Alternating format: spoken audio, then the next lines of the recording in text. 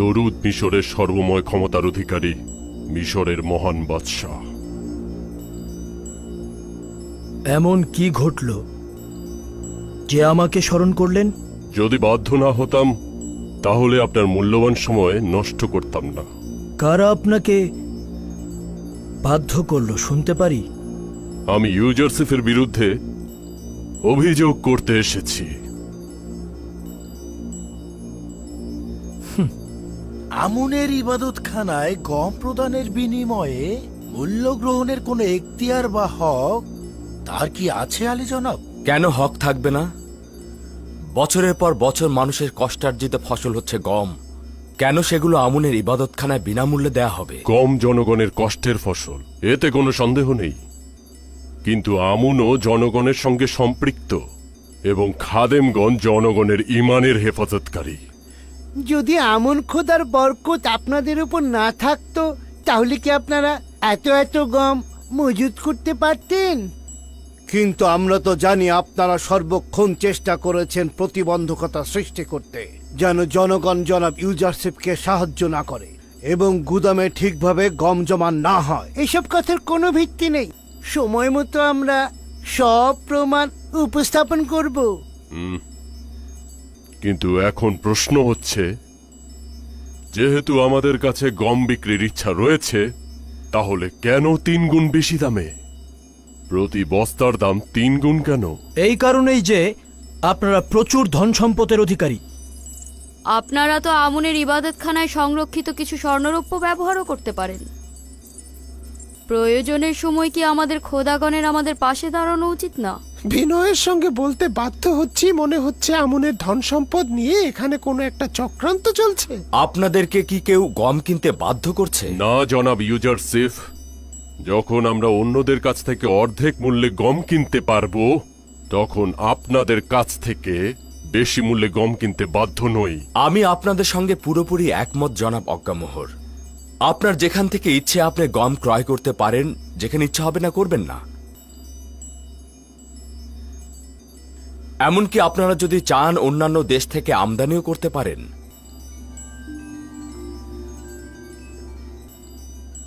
আশা করছি আমাদের এই পদক্ষেপকে হুকুমতের বিরুদ্ধে গোলযোগ সৃষ্টি হিসেবে গ্রহণ করবেন না।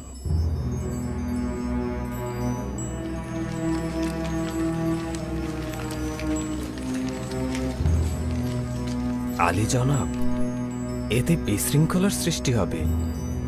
তারা গম আমদানি করলে আমাদের উপর আমুনের বিজয় হবে। চিন্তা করবেন না, আমি আমার খোদার পক্ষ থেকে এমন কিছু জানি যা এই খাদেমরা জানে না। অতি দ্রুতই তারা আমাদের নিকট থেকে গম কিনতে বাধ্য হবে। আমি জনাব ইউজারশিফের প্রতি পুরোপুরি আস্থাশীল,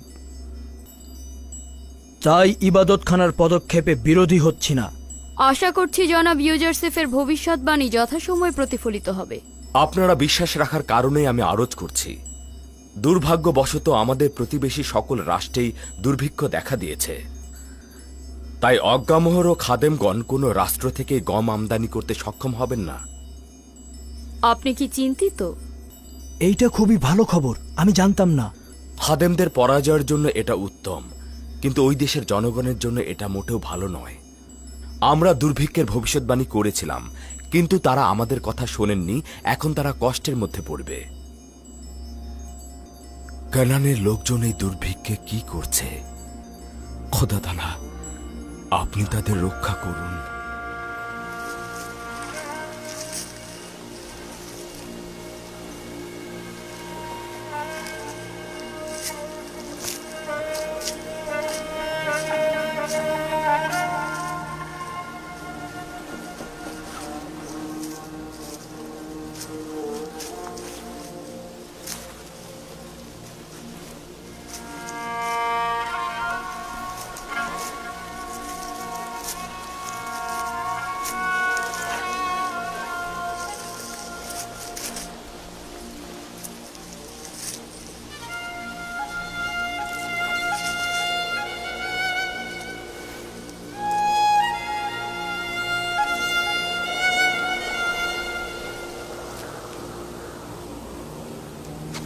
ইয়াহুদা, দেখো,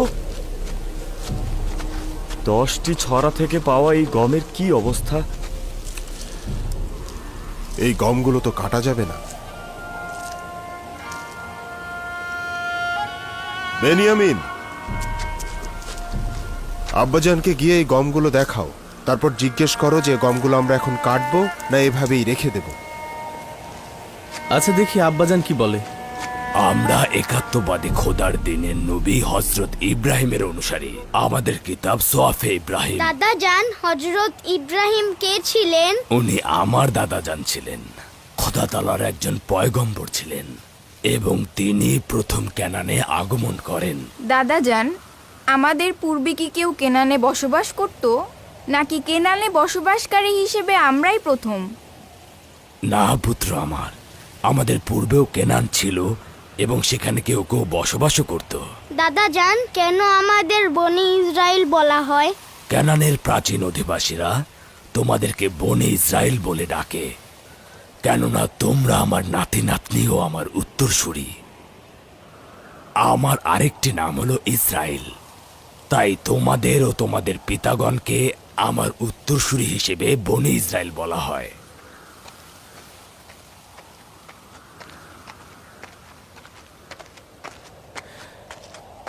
দরুদ খোদার নবী। কি হয়েছে পুত্র আমার? আব্বাজান, এই বছরের গমগুলো এই ধরনের, এগুলো কাটবো না রেখে দেব?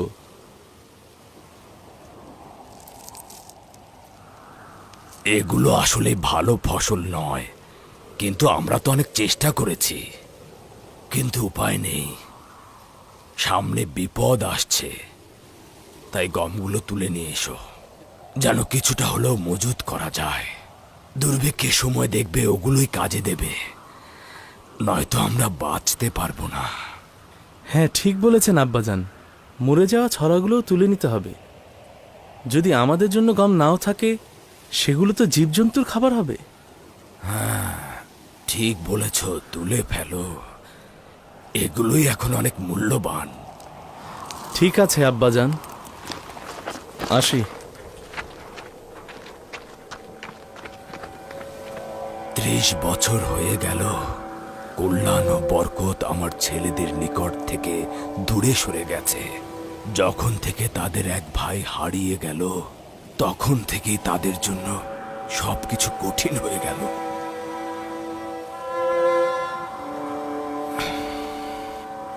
জানি না কবে এর অবসান ঘটবে।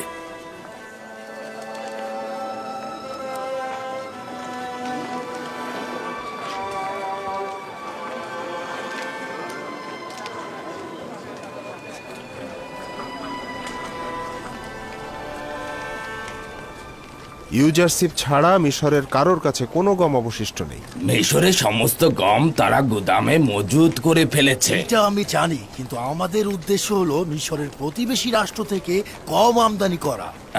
আমি যতদূর জানি আমাদের প্রতিবেশী রাষ্ট্রগুলোতেও দুর্ভিক্ষ দেখা দিয়েছে। অন্য কোনো রাজ্যে খবর নিয়ে দেখুন, হয়তো সেখান থেকে আপনারা গম আমদানি করতে পারবেন।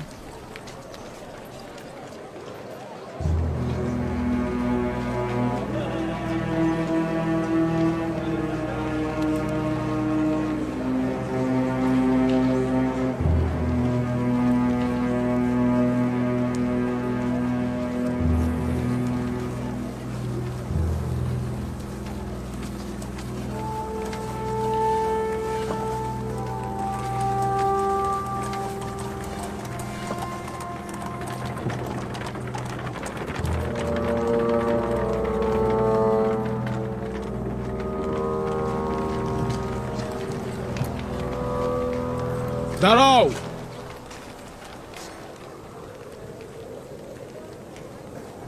তোমাদের এই শহরে প্রবেশ করার কারণ কি? আমাদের জন্মভূমিতে দুর্ভিক্ষ দেখা দিয়েছে শুনেছি। মিশর পর্যাপ্ত গম সংরক্ষণ করেছে, তাই এসেছে সাহায্যের জন্য। তোমরা সম্ভবত খাবেরিয়া এলাকার অধিবাসী। হ্যাঁ, ঠিকই অনুমান করেছেন। এখানে দাঁড়াও, তোমাদের ব্যাপারে আমি সওয়াল করে আসছি। আমি ফিরে আসা না পর্যন্ত যেন এরা এখানেই থাকে।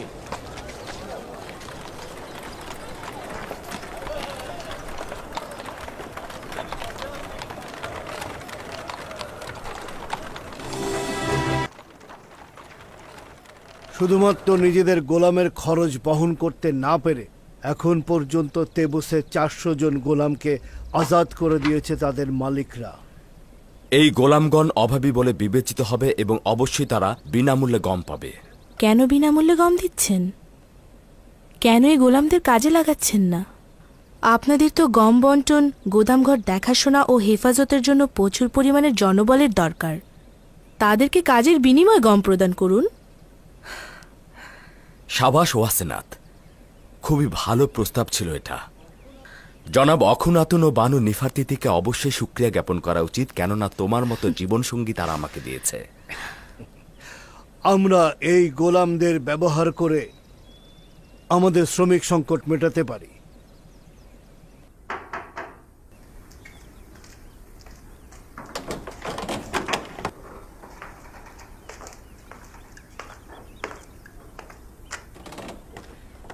দরুদ হাকিম জনাব ইউজারশিপ। তোমার উপরও খোদার দরুদ। আলী জনাব, আমি শহরের পূর্বের সদর দরজা থেকে এসেছি।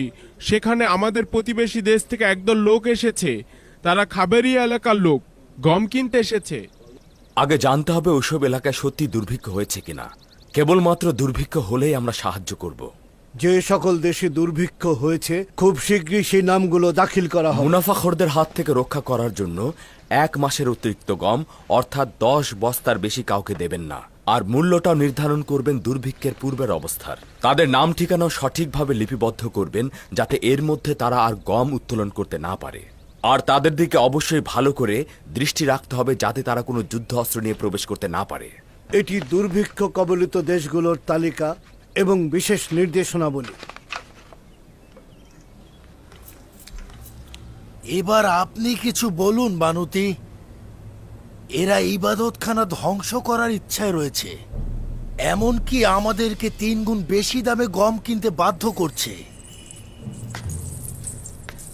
এখানে আমার করার কি আছে? তারা বেশ কিছুদিন যাবৎ আমার রাজদরবারে প্রবেশ নিষেধ করেছে। আমার উপস্থিতিতে কোনো কথা বলে না। আমাকে ইবাদতখানার সাথে সংশ্লিষ্ট মনে করা হচ্ছে। যদি কিছু মাসের জন্য ইবাদতখানায় গম সরবরাহ করা হতো, আমরা আগামী বছর গম উৎপাদন করে এই সমস্যার সমাধান করে ফেলতাম। নিশ্চিত থাকো, পরবর্তী 5 বছর বৃষ্টি হচ্ছে না, গম উৎপাদন হচ্ছে না। জানি না কেন ইউজারশিপের ভবিষ্যৎবাণী হুবহু মিলে যাচ্ছে। আমরা সব সময় আপনার দিকে তাকিয়েছিলাম বানু। অখনাতুন তো ইউজারশিপে নিয়ে আমেন হতেব, শুনেছ? আমেন হতেব আমার সন্তান। আমি ওকে সব সময় এই নামেই ডাকবো। কখনো ওই ঠাট্টা বিদ্রুপের নামে আমি ওকে ডাকবো না। আচ্ছা ঠিক আছে বানু, আমেন হতেব। বানু, আপনি আমেন হতেবের রাজমহলে সব সময়ের জন্য আমাদের পক্ষের শক্তি ছিলেন। এখন দেখছি বানু আপনি আমাদের ভুলে গিয়েছেন। এটা কি ঠিক? আপনি আর একবার যদি জনাব অক্ষণ দুঃখিত, আমার ভুল হয়ে গেছে। জনাব আমিন হতেবের কাছে যেতেন, তাহলে ইবাদতখানার প্রয়োজনীয় গম সরবরাহ করা হতো। আচ্ছা ঠিক আছে, আমি নিজে চেষ্টা করে দেখব।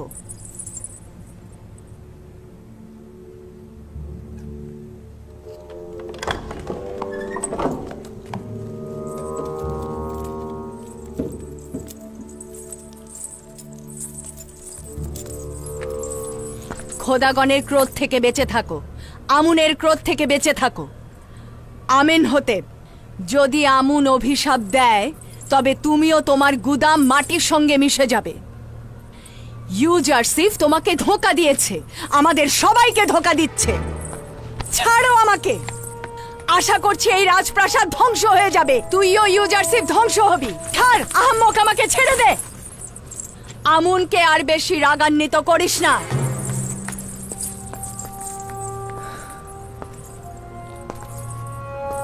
বানুতি খুবই রাগান্বিত। হয়তো ইবাদতখানার পক্ষ থেকে কোনো অপ্রীতিকর কথা শুনেছেন। আমারও তাই মনে হয়। ইবাদতখানার খাদেমরা তাকে উত্তেজিত করে তুলেছে। মহামান্য বাদশাহ, আমি বলেছিলাম না তারা গম কিনতে সফল হবেন না? যখনই আমার ঈমান তোমার প্রতি দুর্বল হয়ে যায়, তখনই তোমার একাত্মবাদী খোদার কুদরত দেখে বিশ্বাস ফিরে আসে। আমি নিশ্চিত যে তোমার সঙ্গে একাত্মবাদী খোদার বিশেষ যোগাযোগ রয়েছে। আমরা এখন পর্যন্ত একাত্মবাদী খোদার মোকাবেলায় আমুনের পরাজয়ের সাক্ষী রয়েছি। নিঃসন্দেহে গম ক্রয়ের ব্যর্থতা ও নতি স্বীকারের মাধ্যমে অজ্ঞামোহর ও খাদেমদের চূড়ান্ত পরাজয় ঘটবে। আমার ইচ্ছা হলো শেরেক ও কুফরের শিকড় পুরোপুরি উপড়ে ফেলে মিশরে একাত্মবাদী খোদার ইবাদত প্রতিষ্ঠিত করা। আমি আপনাকে নিশ্চয়তা দিচ্ছি ওই দিন আর খুব বেশি দূরে নয়।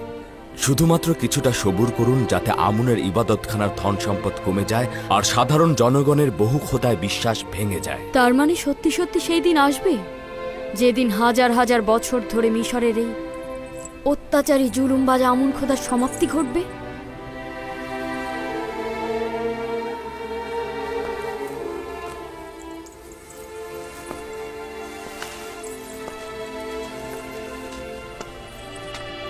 খোদা তালার ইচ্ছা একাত্মবাদী খোদার শেরেক ও কুফরি ইবাদতকারীদের বিরুদ্ধে অবশ্যই তার বিজয় লাভ করবেন, আর খোদা তালার এই ওয়াদার খুব শীঘ্রই প্রতিফলন ঘটবে।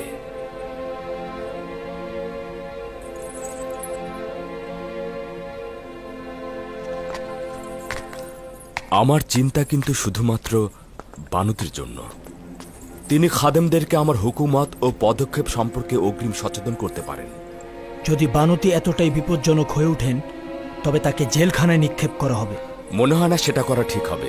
তাকে রাজমহলের মধ্যে নজরদারিতে রাখতে হবে, যাতে সে বাহিরের কারোর সাথে কোনো যোগাযোগ রক্ষা করতে না পারে। আচ্ছা ঠিক আছে, হরেনহোপকে আমার নিকট পাঠিয়ে দাও। আমার মাতা বানুতি আজ থেকে নজরবন্দী।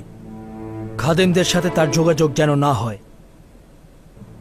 তার সাথে যে দেখা করতে চাইবে আমার নিকট নিয়ে আসবে।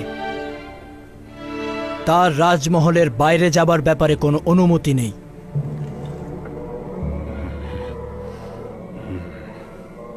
বিভিন্ন দেশের ব্যবসায়ীদের কাছ থেকে খবর নিয়েছি, মনে হচ্ছে না কোনো দেশ থেকেই গম পাওয়া যাবে।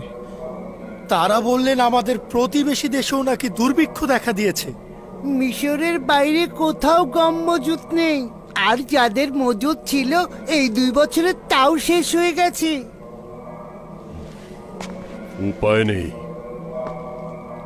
আমুনের ইবাদতখানায় হাজার হাজার খাদেমকে ক্ষুধার্ত অবস্থায় মারা যেতে দিতে পারি না। অধিক মূল্যে গম কেনা ছাড়া আর কোনো উপায় নেই। কিন্তু জনাব অজ্ঞামোহর, এই ধন সম্পত্তি ইবাদতখানার শক্তি। ইবাদতখানার আসল শক্তি হচ্ছে এই খাদেমগণ ও সাহায্যকারীগণ। তাদের ক্ষুধার্ত রেখে এই ধনভাণ্ডার দিয়ে কি করব? এখন তো গমের মূল্য ইবাদতখানার স্বর্ণের চাইতে অনেক বেশি। বাধ্য হয়ে ইবাদতখানার কিছু সম্পদ ব্যয় করতে হবে। ভাণ্ডার থেকে একটি থলে নাও এবং সঙ্গে কিছু প্রহরীও নাও। গম কেনার জন্য তেবসের গুদামের দিকে দ্রুত রওনা হও, দেরি করো না, যাও। গম ছাড়া ফিরে আসবে না। আমরা ইউজারশিপের মোকাবেলায় পরাজয় বরণ করতে বাধ্য হচ্ছি।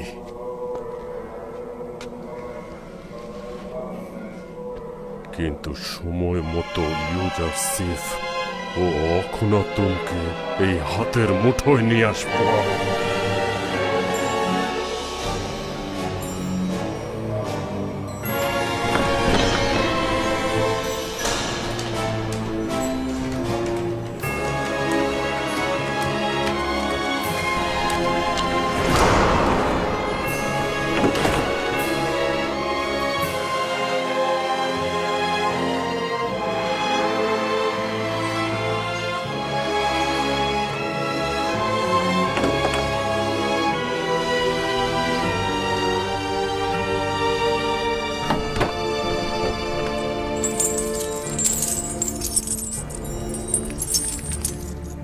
খোদাগণ ইউজারশিপকে ধ্বংস করো। আশা করি আমুনের অভিশাপে সে ধ্বংস হয়ে যাবে। এই ধন সম্পদগুলো আমনের ইবাদতখানার শৌর্য ও ক্ষমতার প্রতীক। আশা করছি আমাদের খোদাগণের ক্রোধের আগুনে ইউজারশিপ ও তার খোদা এবং অখুনাতুন ধ্বংস হয়ে যাবে। 1 বোরা, 2 বোরা, 3 বোরা, 4 বোরা, 5 বড়া দিয়ে দাও। গোলাম ছিলে 10 বড়া পাবে, পরের জন এসো, 10 বড়া দিয়ে দাও।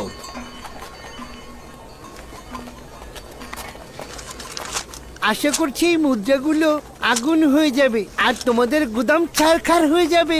আমি তো দেখতে পাচ্ছি এই মুদ্রাগুলো তোমাদের ভেতরেই আগুন জ্বালিয়েছে, তোমরাই জ্বলছো আর বলছো যে আমরা জ্বলবো। ব্যাপারটা একটু উল্টো হয়ে গেল না?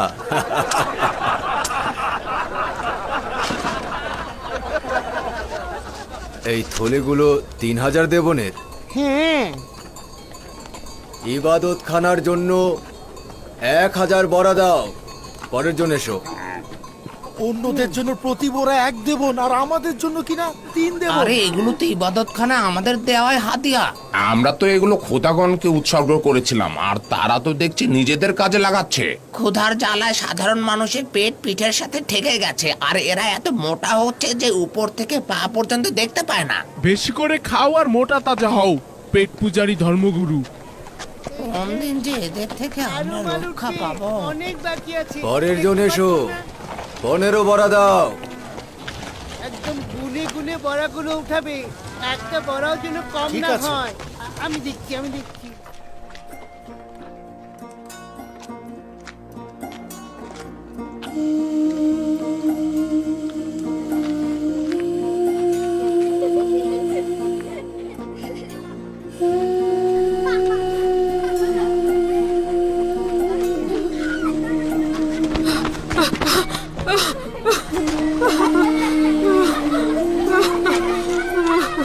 ইস, উনি পড়ে গেলেন।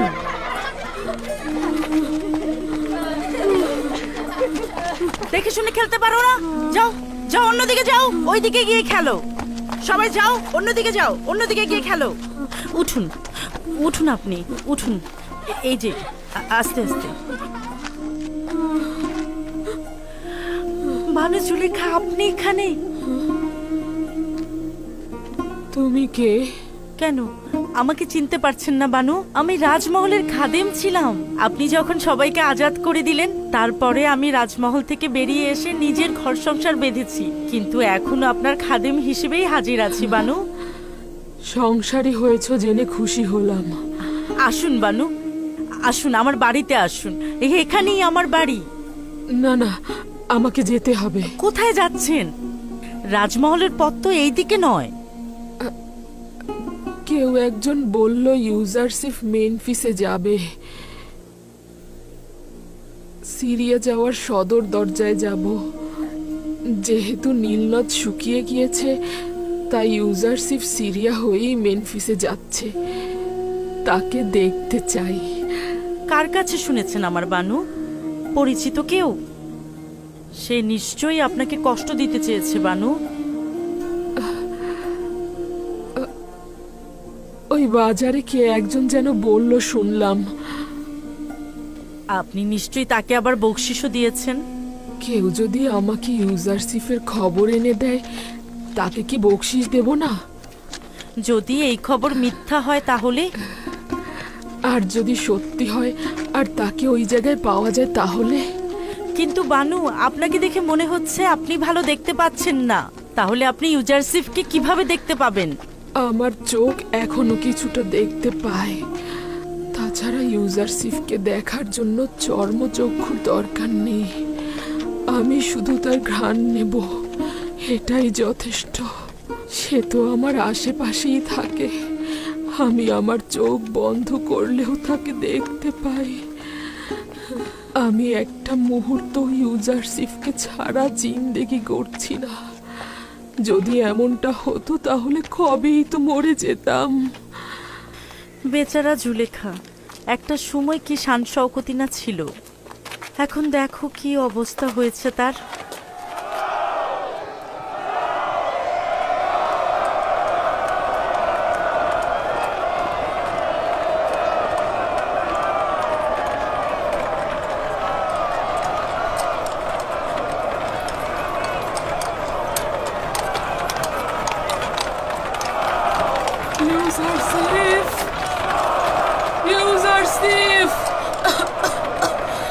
ইউসুফ! ইউসুফ!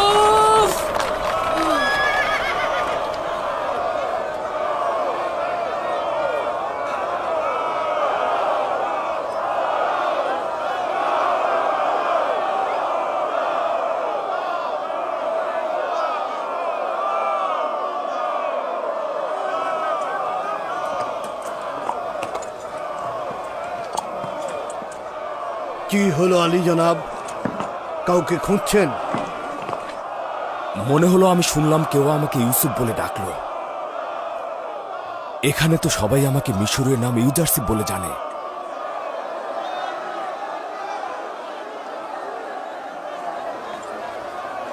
আলী জনাব কাউকে খুঁজছেন? একজন নারী আমাকে তার সমস্ত দয়া দিয়ে ইউসুফ নাম ধরে ডাকলো, আর কণ্ঠটি আমার খুব পরিচিত মনে হচ্ছে। দেখো তো এই কণ্ঠের মালিককে খুঁজে পাও কিনা।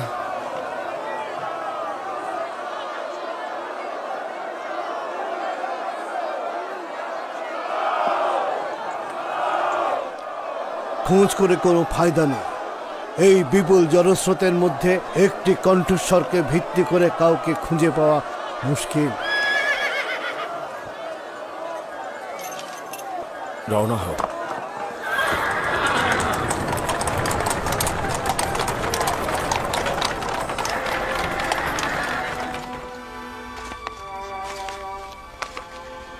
তমা তেবা তোমার সন্তান।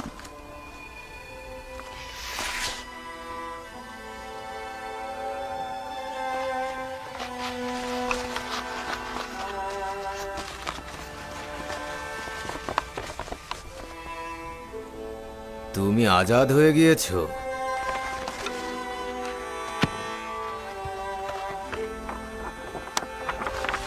তুমি 1 মাসের গম বিনামূল্যে পাচ্ছ।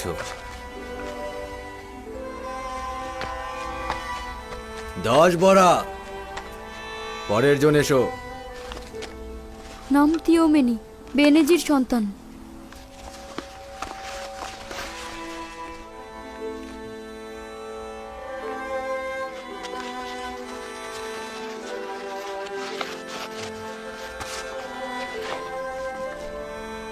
এটা তোমার আজাদির সনদ।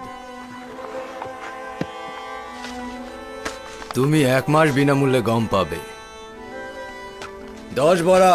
পরের জনের Siguiente.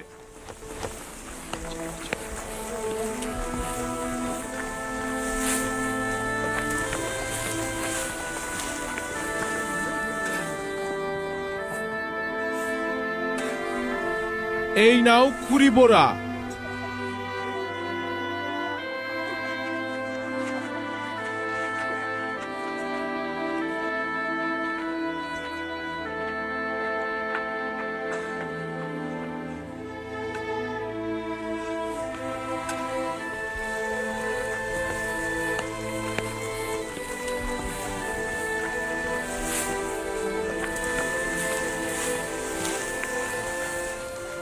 কেন যে জুলেখাকে ভুলতে কারণ পারছি তুই না। তাকে ভালোবাসিস। যদিও এটা সত্য, তার কামনা বাসনা আমাকে রাগান্বিত করত, কিন্তু এখনো আমি তাকে ভালোবাসি, কারণ তিনি অত্যন্ত মজলুম।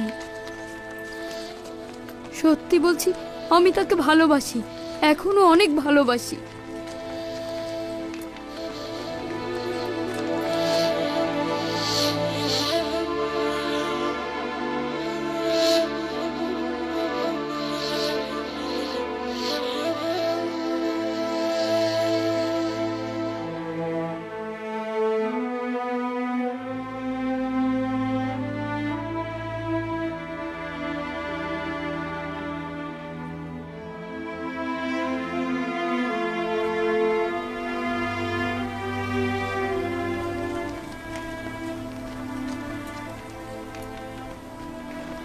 আমরা এখানে এলাম কেন? জানি না, আমার তো এখানে আসার কোনো ইচ্ছাই ছিল না। কথায় ব্যস্ত ছিলাম আর মনের অজান্তেই এখানে চলে এসেছি। যদি বানু জুলেখা আমাদের আবার এখানে দেখেন, বলবেন তোরা আবার এসেছিস। যদি একমত থাকিস, এখান থেকে কিছু গম তাকে দিয়ে আসি। অবশ্যই একমত আছি, চল। কেননা তিনি তো আর গম আনতে যাবেন না, আর তাকে হয়তো গম দেবেও না। আমি তো ভয় পাচ্ছি তিনি কি খেয়ে বাঁচবেন। চল চল, দেখে আসি।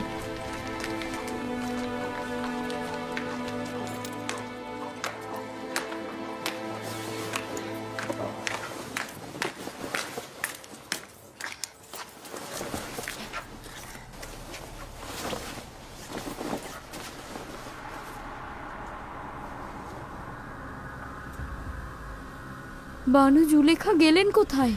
জানি না, সম্ভবত রাজমহলের বাইরে আছেন। বানু, বানু জুলেখা, বানু, বানু জুলেখা।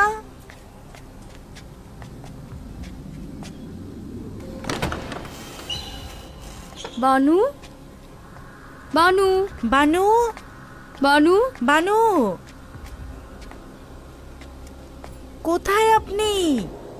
বানু জুলেখা, বানু, বানু কোথায় আপনি? বানু, বানু, বানু, বানু জুলেখা, বানু।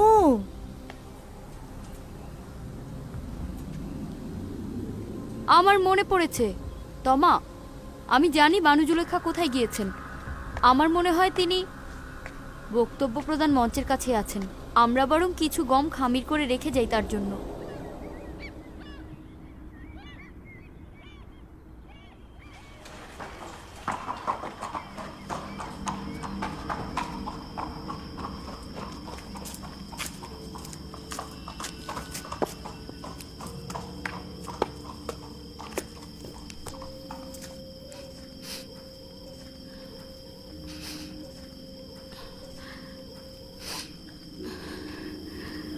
তাজা রুটির ঘ্রাণ।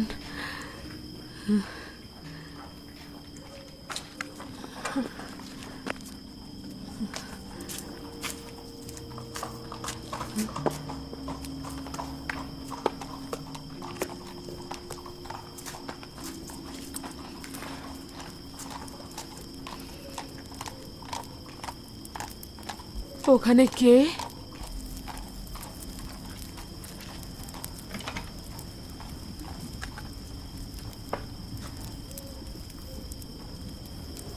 জিজ্ঞেস করছে এখানে কে? সালাম বানু, খোশামদিদ। পুরো রাজমহলে আপনাকে খুঁজেছি। আপনার জন্য গরম রুটি প্রস্তুত আছে বানু। জানতাম আপনি ফিরে আসবেন। নিঃসন্দেহে ক্ষুধার্ত। আপনার জন্য তাজা রুটি ভেজে রেখেছি।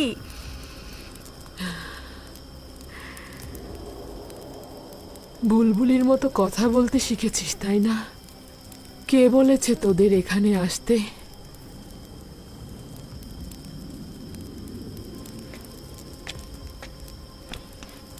আসুন বানু, আসুন, এখানটাতে বসুন। কিছুটা রুটি দেই আপনাকে।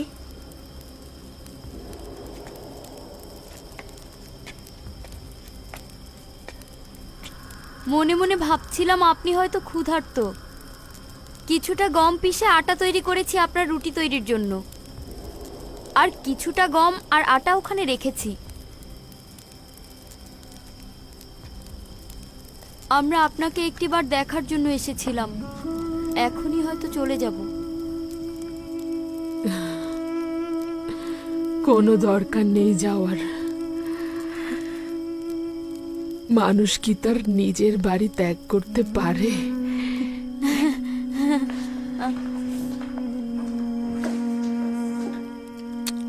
আমাদের তো যাবার জায়গা নেই বানু।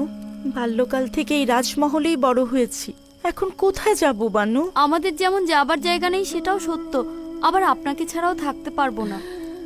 আপনি তাড়িয়ে দিলেন তাই, কিন্তু আমরা তো জানি না কোথায় যাব। আনমনে পথ চলতে চলতে দেখলাম আবার মহলেই এসে পৌঁছেছি। আমারও তোদের দরকার। যদি পারিস এখানেই থেকে যা। তোরা ছাড়া আমার আর কে আছে?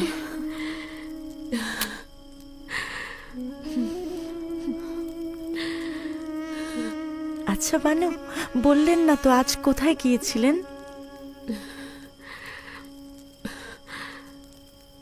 ইউসুফকে দেখতে। ইউসুফ?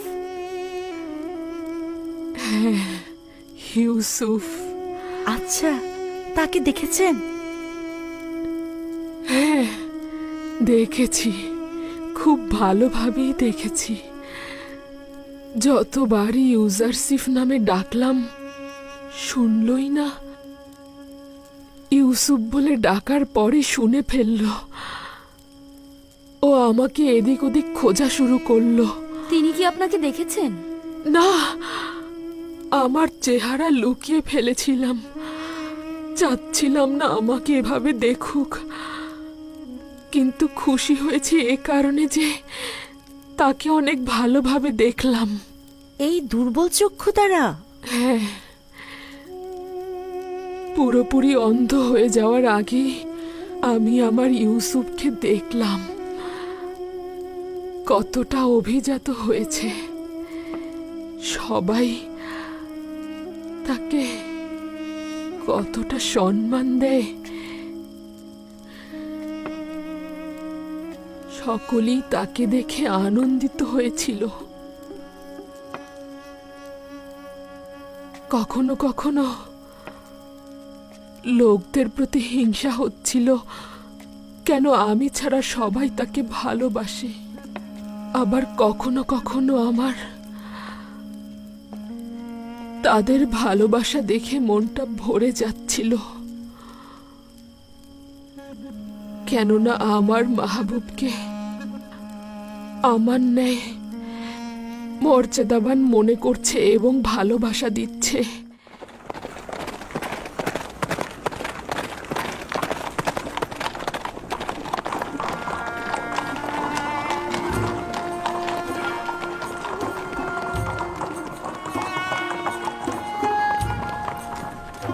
তোমরা গুদামগুলোর দিকে যাও।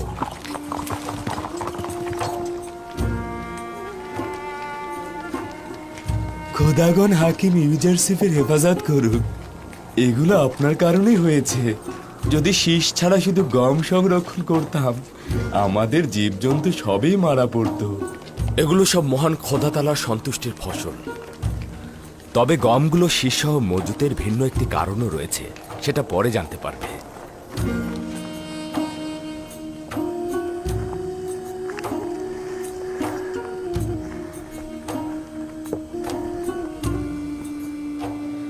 ষাট বোড়া পরের জন। মেবামুন হুদপুর সন্তান, সদস্য সংখ্যা 7, 15টি ভেড়া, 2টি গরু, 7 জনের জন্য। 70 বোড়া, 70 দেবন, ঠিক আছে? আর পশুগুলোর খাবারের জন্য 2 ঝোপা 20 দেবন, সব মিলিয়ে 90 দেবন। দেবুন নাই। স্বর্ণালঙ্কার বা রৌপ্য কিছু? আমার কাছে তো ওগুলো নেই, তবে গরু ও ভেড়া রয়েছে। নেবেন? কোনো সমস্যা নেই, গরু ভেড়াও নেওয়া যেতে পারে। শুধুমাত্র দলিলে লিখে নিন এগুলো মিশরের হুকুমতের সঙ্গে সম্পর্কিত। তবে প্রাণীগুলো মালিকের নিকট থাকবে এবং তিনি তার রক্ষণাবেক্ষণ করবে। তার মানে আমি ভেড়াগুলোর বিনিময়ে গম পাচ্ছি এবং আমার পশুগুলোকে নিজের কাছে রাখতে পারবো? হ্যাঁ, তবে মনে রাখবে সেগুলো কিন্তু মিশরের রাষ্ট্রীয় সম্পদ। হুকুমত যখন যে মুহূর্তে সেগুলো চাইবে তুমি তখন তা দিতে বাধ্য থাকবে। শুক্রিয়া আলী জনাব, আপনাকে অনেক অনেক শুক্রিয়া। এর চাইতে উত্তম কি আর আছে? আমার যে কোনো একটা গরুর বিনিময়ে আমাকে গম দিন। বলুন আমাকে কোন দলিলে স্বাক্ষর করতে হবে? শুক্রিয়া আলী জনাব, শুক্রিয়া। শুক্রিয়া আলী জনাব। খোদা তোমার হেফাজত করুক। যদি দেবন না থাকে তাহলে অবশ্যই স্বর্ণরৌপ্য গ্রহণ করবেন, আর যদি স্বর্ণরৌপ্য না থাকে তাহলে ভেড়া ও চতুষ্পদ প্রাণীও গ্রহণ করবেন। তবে প্রাণীগুলোকে কিন্তু তার মালিকের নিকটই রাখবেন। যদি চতুষ্পদ প্রাণী না থাকে তাহলে বাড়িঘর ও জমি জমা রাখবেন। দলিলের মাধ্যমে বাড়িঘরের মালিকানা থাকবে রাষ্ট্রের, কিন্তু তারা সেখানে থাকতে পারবে। যাওয়া যাক।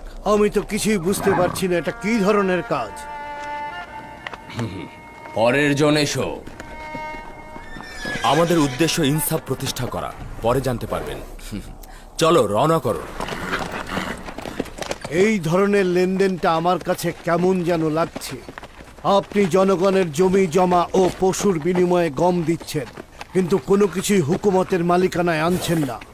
সবুর করুন, দেখবেন এমন সময় আসবে যখন এই মজাটাই হাকিকত হবে, যা আপনারা পূর্বে কখনো কল্পনা করেননি। শুধু এখন এতটুকুই জানুন, মিশরকে একদম ওলটপালট করে দেওয়া হবে। জুলুমবাজদের পতন ঘটবে এবং তাদের জায়গায় মজলুম ও মর্যাদার প্রতিষ্ঠা পাবে। কিন্তু এও কি সম্ভব? যদি খোদা তাআলা চান তো অবশ্যই সম্ভব।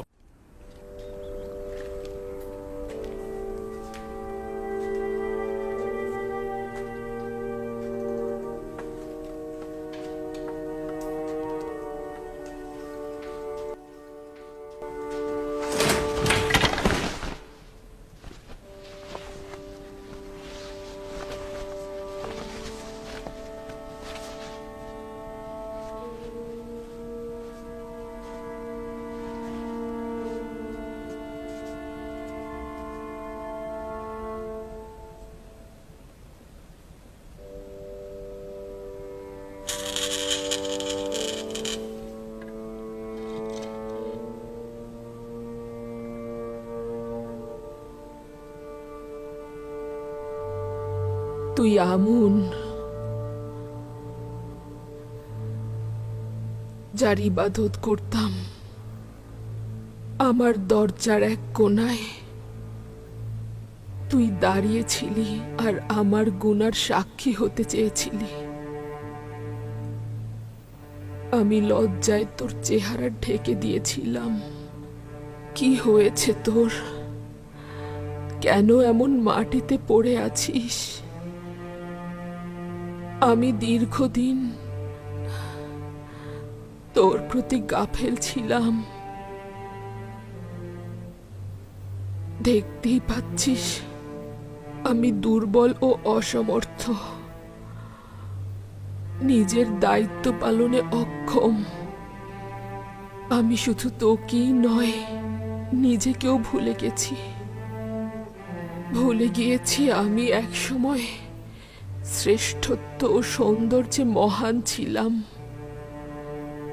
তুই তখনও আমার প্রিয় ছিলি, কিন্তু যখন নিজের প্রতি গাফেল হলাম, তোর প্রতিও গাফেল হয়ে গেলাম। তোর কাছে গোপন করব না, সম্ভবত ইচ্ছাকৃতভাবেই তোর প্রতি গাফেল ছিলাম। সারা জীবন তোর ইবাদত করেছি, কিন্তু তুই দুর্ভাগ্যবশত তোর বান্দাদের প্রতি কোনো রহম করলি না। আমুনের ইলাহি হিসেবে আমি অমনোযোগী ছিলাম। আমি নিজের গুনাহের কারণে তোর কাছে আসতে লজ্জা পেতাম, কিন্তু তুই মানুষের সম্মুখে আমাকে আরো লজ্জিত করলি, কোনরূপ সাহায্যও করিসনি।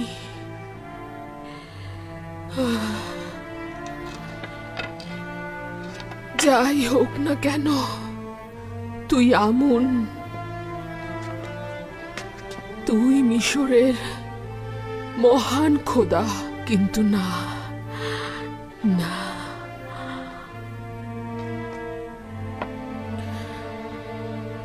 কিন্তু না, শুনতে পাচ্ছি মিশরবাসীর খোদা পরিবর্তন হবে।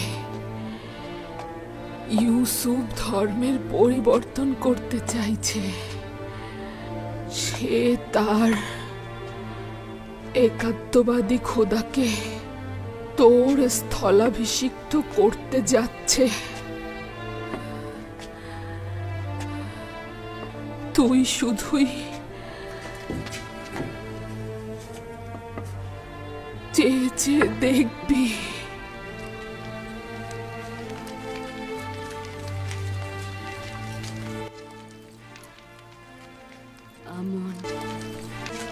দেখলি তো, ইউসুফ একটা গোলাম ছিল, কিন্তু তার খোদা তাকে আজই যে মিশর বানালো। ইউসুফ এমন এক খোদার ইবাদত করে যে তার বান্দার প্রতি রহম করে। তাকে কি সম্মান জানানো উচিত নয়? আমুনের জায়গায় তারই তো ইবাদত পাওয়া উচিত। তুই আমার জন্য কি করেছিস? ইউজারসিফের খোদার কাছ থেকে অন্তত রহম করা শেখ।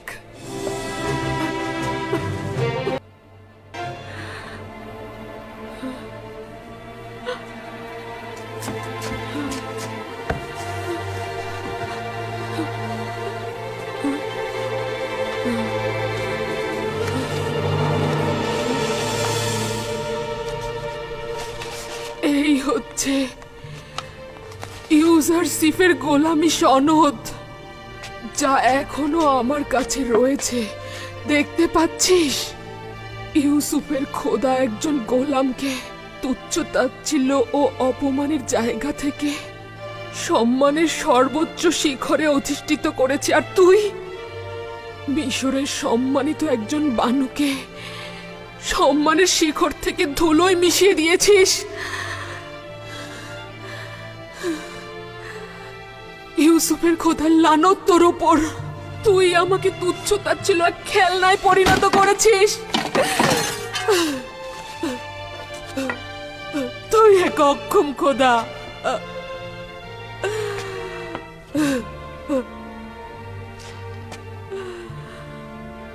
তুই আমাকে কিছুই দিতে পারিসনি। তুই আমাকে তুচ্ছ এক খেলনায় রূপান্তর করেছিস। আমি ধারণা করছি যে আমার এই অপমান অপদস্থ ইউসুফের খোদার ইচ্ছেতেই হয়েছে।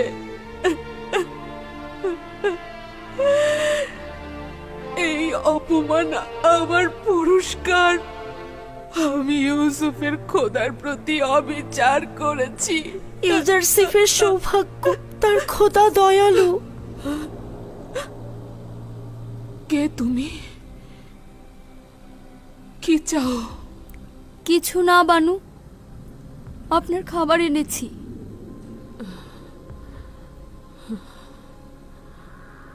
আমুনের সাথে কি করেছি দেখেছো? এটা তার প্রাপ্য ছিল, আরো আগেই করা উচিত ছিল। এখন আমি ইউসুফের খোদার হক কিভাবে আদায় করব? কিভাবে তাকে খুশি করব আমি?